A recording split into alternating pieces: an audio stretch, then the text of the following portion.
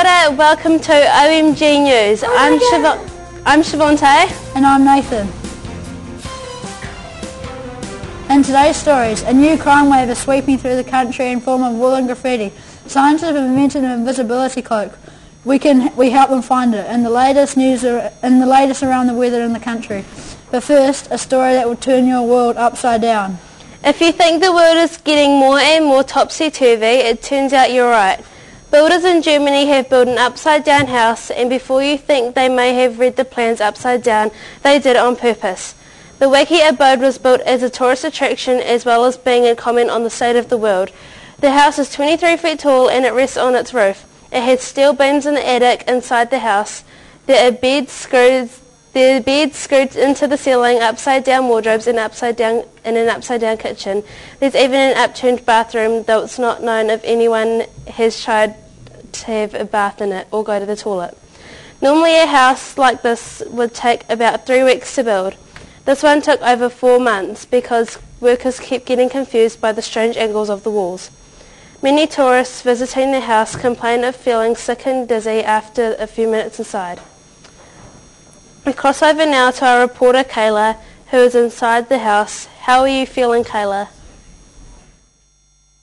Thanks, Siobhante. I'm here with Ethan, the owner of the house, and I'm feeling nauseous.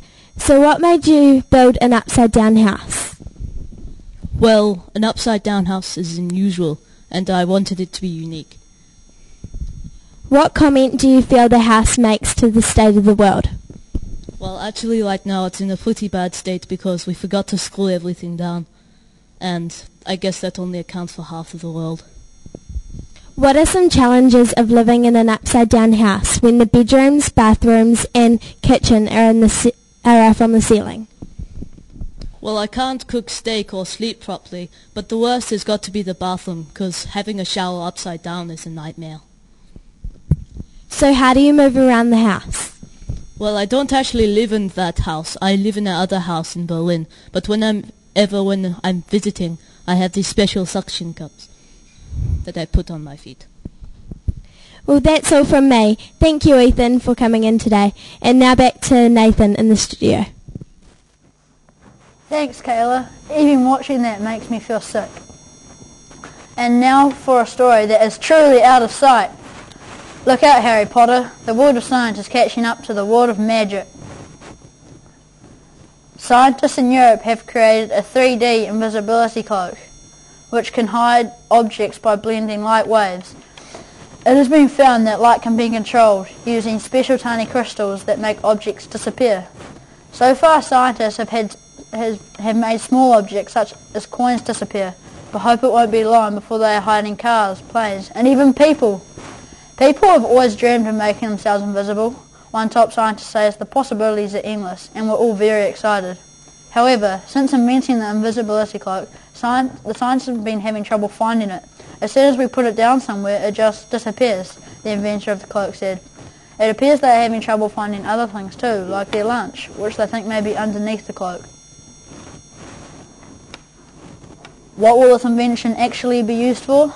Hoping to see through the reasons behind the invisibility cloak, here is our on-the-spot reporter, Ezra, with more on the story. Hi, I'm Ezra. With me today is Dr. Jamos, one of the scientists behind the invisibility cloak. Hi, Dr. Jamos. Thanks for joining us today. So, what made you want to invent an invisibility cloak? Well, I like to play hide and seek with my brother, and I wanted to hide from him by making an invisibility cloak. Can you show me how the cloak works? Yes. Wow, that's real cool. And how do you hope the cloak will be used for? Spy missions, pranks, and games. Do you know how long until the cloak is going to be out into stores? 5 years. Well, thanks for that. That makes things very clear. Thanks for joining us, and we've run out of time, so over to you, Siobhante, in the studio. Thanks, Ezra. And now, how's this for an interesting yarn? A new wave of graffiti crime is covering the country thanks to an underground gang known as the Midnight Knitters. These were waving criminals covering trees, branches and lampposts with small jerseys and scarves under the cover of darkness. Police say the knitted activities of the gang are illegal because their woolly crimes are being done on public property without permission. The popularity of the woolen graffiti is growing and more public objects are being wrapped up every night. But the problem is growing. Police say the warn that of the midnight knitters aren't caught soon. Every tree, lamppost and traffic light in the country will be used warmly dressed against the cold. The problem is spinning out of control. There are a close-knit group of dyed-in-the-wool criminals. We are stitching together a case, but it's not seamless. There is no real pattern to crimes, a police spokesman said today.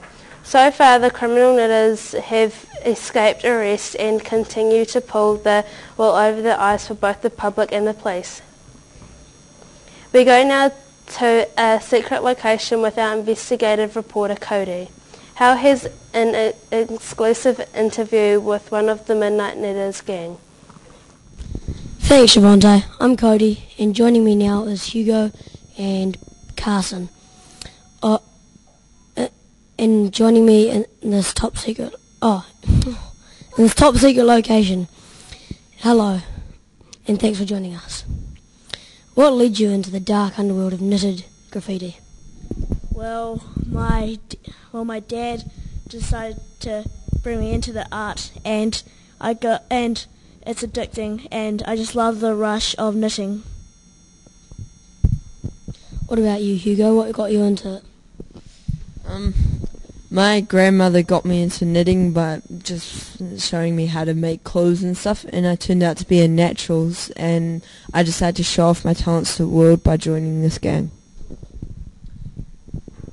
Carson, do you see yourself as a criminal?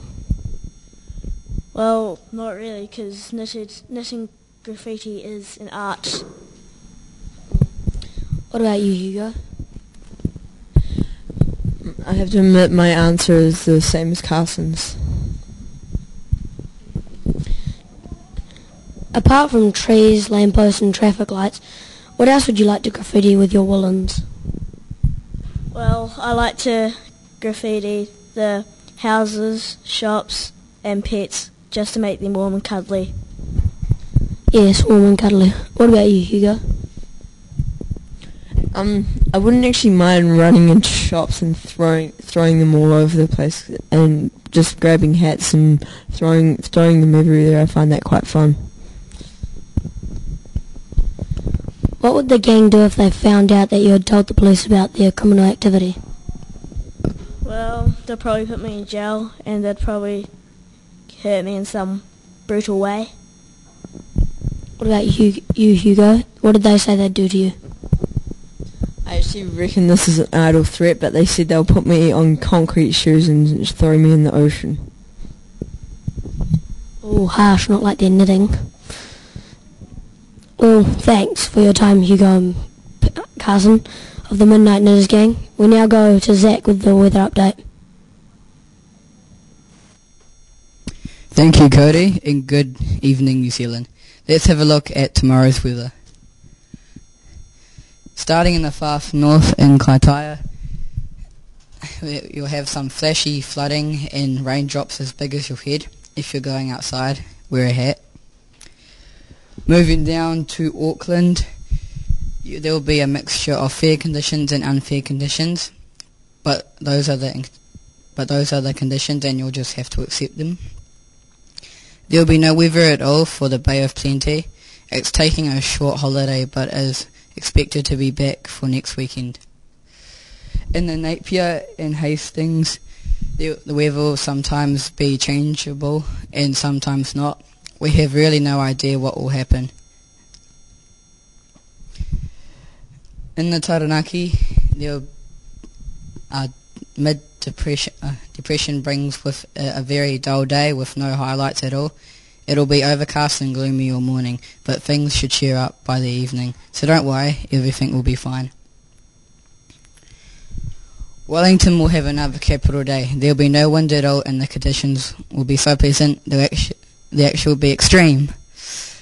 In the top of the South Island, it'll be a good day. Meeting friends for lunch, going for a swim and reading a newspaper. But try stay indoors as the weather will be terrible. A real mix for Christchurch, what will have some unreasonably rainfalls, some sensible wind, moderate thunderstorms and some of very angry snow. In the lower south, Dunedin will have frosty, cold and unfriendly morning when the sun pops over, it will be fine.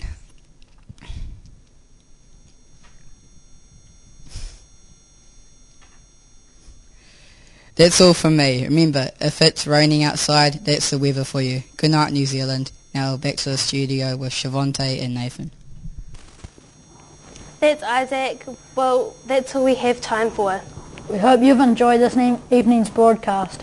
Thank you all for watching, and we'll see you again next time. Until then, I'm Shavonte. And I'm Nathan. Ladies for O.M.G News. Goodbye and ahora. Roll the camera. Okay.